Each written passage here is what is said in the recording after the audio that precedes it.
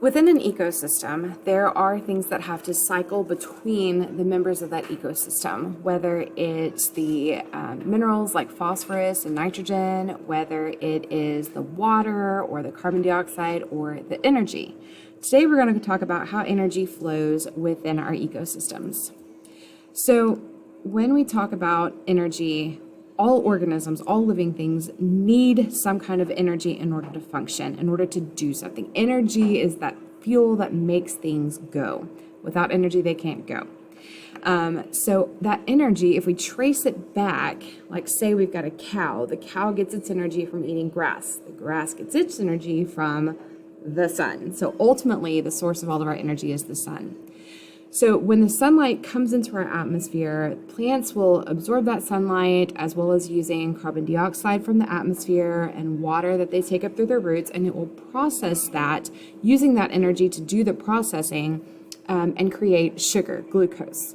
So you can see our equation down there at the bottom for photosynthesis. You've got carbon dioxide, water, that light energy makes it change, rearrange its molecular structure, and we get glucose, and then it releases an excess of oxygen. So sunlight is what's driving that chemical reaction. And the sugars, sometimes we call it sugar, sometimes glucose. You may also see it referred to as carbohydrates. So that's the energy that then gets passed on to the next level for any organisms that eat those plants. Now, when we talk about the producers, the plants in an ecosystem, we can look at how efficiently they're turning sunlight, incoming energy, into usable energy. So the rate at which that energy is converted into organic compounds, into glucose and carbohydrates, via photosynthesis, we can look at two things. One is gross primary productivity, which is that total rate of photosynthesis happening in an ecosystem. And we can also look at net primary productivity. Now, net, if you think about your paycheck, your gross pay is, okay, we're going to pay you X amount of money. But net is what you actually get to take home after the taxes. So the taxes in this case would be the energy that's used by the plants themselves to do their functions. They grow, they produce seeds and reproduce, they get taller. So when plants are doing their jobs, they're living, they use some of that energy and it's lost to respiration or transpiration. It's given off. So the net primary productivity is actually what gets used, what gets stored for the next round of organisms. Now, energy we can measure in energy per area, per time, whether it's a year or a month or whatever. And so that'd be kilocalories, which is energy, per square meter per year. And that would give us our productivity amounts there. So a producer, like we've been talking about, our grasses, our plants, our trees, they are organisms that can make their own food. They're producing the food. You may also, with our little big boy words, you may also see the word autotroph. Auto is self, troph is feed. So an autotroph feeds itself. It can make its own food. A consumer has to take in the energy from the outside by eating something else, whether it's a plant or an animal that has eaten a plant somewhere down the line. And these are heterotrophs. Hetero is other, troph is feeding, so it has to feed on something else. It has to eat something. And then we also have decomposers that aren't like hunting and killing, but they're feeding on either dead bodies or waste of organisms and taking the energy from those organisms or waste products. And then they in turn will take that food and those energy and those materials and return those nutrients back to the soil. So you can see both a producer and a consumer in this picture. Your producer would be the grass, your consumer would be the little lamb there. There are some exceptions. In nature, there's almost always exceptions to the rule. You can't perfectly categorize everything because something's going to throw you a curveball. Down underneath the ocean, where you've got these hydrothermal vents, which is where we've got that spreading center, the lava's coming up, there's lots of energy, lots of heat, lots of chemicals that are coming out of this lava flow.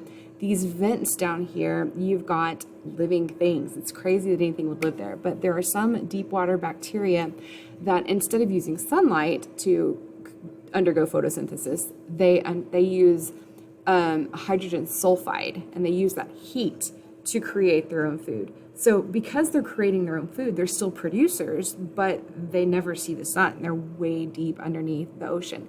So instead of calling them photosynthesizers, they are undergoing chemisynthesis. So chemisynthesis is making food with chemicals, and they form their own ecosystem down there. Some organisms feed on those bacteria that make their own food and then depend on it to survive. So there's consumers down there eating those producers, but it's just kind of weird to have happen completely without any sunlight, any external sunlight. Now, let's look at consumers for a second. They eat other things. Some directly eat the plants. Others eat things that eat plants, so they eat other animals. So herbivores, think plants, okay, so they eat producers, they eat plants. If you look over here to the diagram of the three skulls right there, herbivores is actually in the middle. You can see flat teeth in the back for grinding down those plants, and you can see sharp teeth in the front for clipping them off. So this would be possibly like a horse or a sheep. And so it's clipping the grass off or nibbling at the leaves and then pulling it to the back and grinding that up. Carnivores eat other animals. So they have to, in some cases, kill it. So they have to have something to grab it and get it under control and kill it so that it can be eaten. So they not only have very sharp teeth in the front to do that, they also have sharper teeth in the back to tear apart that protein, those muscles that they're consuming. And then omnivores like us and raccoons and bears, we can eat both. So we've got a mix of teeth. In the very front, we've got teeth that look almost like our carnivore family, and then in the back we've got those grinding teeth for the plants that we eat. So we've got a set of both, really.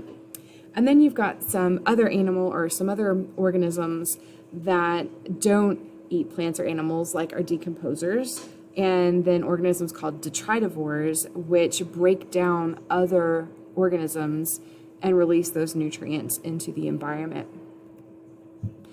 Once we consume energy, then we use it. The process of breaking down glucose, our carbohydrates, and using that for fuel for our bodies is called cellular respiration.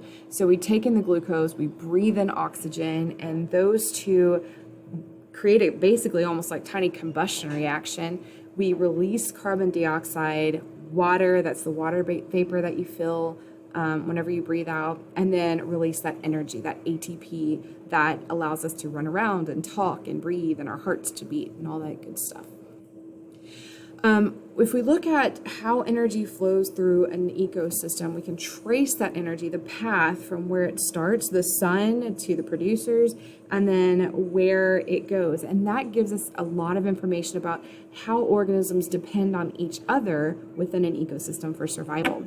So we can do that linearly. We can say, okay, the sun is used to create energy for grass, and then cows eat grass, and then people eat cows. You can do it in a linear fashion. But people don't only eat cows, people eat lots of things. And cows are not only eaten by people, they in the wild would be eaten by wolves and coyotes. So there's a lot of intricate relationships there beyond just the linear. So past the very simple food chain, we might look at more of a complex food web, the many relationships, what all something will eat, and then what all eats something, how many possible relationships there are within an ecosystem. So here's an example of a food chain versus a food web. Sun, grass, grasshopper, shrew, owl, linear. But shrews are eaten by many things, not just owls. Owls eat a lot of different things, not just shrews. So that web would give you more of a complex relationship between all the things that exist in that ecosystem. No matter what that food web shows us, you can still put things on different levels, different what we call trophic levels. A trophic level is a step in that energy chain. So on the bottom, you see our producers, our autotrophs. They make their own food. They're at the bottom, and there's more of them than there is anything else. More blades of grass than there are snakes out in the woods, right? So they create all this energy, and then they are eaten eventually by something. So that energy transfers from the producers to our primary consumers, our herbivores. then from our herbivores to our carnivores or omnivores, and then to our top level predators right there. So every time that energy is transferred, some of it is lost because it's being used by the organisms in that level for their daily life, for their energy to live, to run around and hunt for food, or to run from things that are hunting them, or to find mates and make babies and build houses, whatever they're doing. So there's something called a 10% rule. In the transfer of energy from one trophic level to the next, only about 10% of that energy gets passed on. The rest is used by the organisms in that level. And that's explained through the laws of thermodynamics, where we're taking it in, we're running around, motion, and we're also giving it off as heat. And so not all of that energy can be transferred to the next level. So when we look at the energy in an ecosystem, we can make a pyramid. We can visualize that energy loss. The producers you see on the bottom, then 10% is passed on. You can see it goes from 1,000 kilocalories to 100 kilocalories to 10 to 1. And that's why you don't have nearly as many top predators in, say, in this case, a forest as you do blades of grass, because you just can't support that many top predators with the number of organisms underneath it that it can find to eat. So there's fewer organisms in each level as you go up. There might be one lion for every 1,000 zebras, because all of that energy the lion needs has to be supplemented or given by the animals underneath it. So there's a limit to the number of animals, and therefore there's a limit to the number of trophic levels you can have. You're probably not going to have beyond a 4th level consumer, because by that time you've run out of energy to be able to pass on. We can also look at the amount of biomass, which is like living things, the amount of organic material in an ecosystem. And so here's 2 examples, an aquatic and a terrestrial. You've got way more phytoplankton in the sea than you have sea lions. There's far more of it. And that is by design, it's on purpose. There's far more of it so that it can be passed on to the next level, and then the next and the next. Okay, so there's how energy flows through an ecosystem. When we are back together, then we'll talk more about the diversity of those living things and how they are suited for the ecosystem in which they live. All right, have fun making your food web.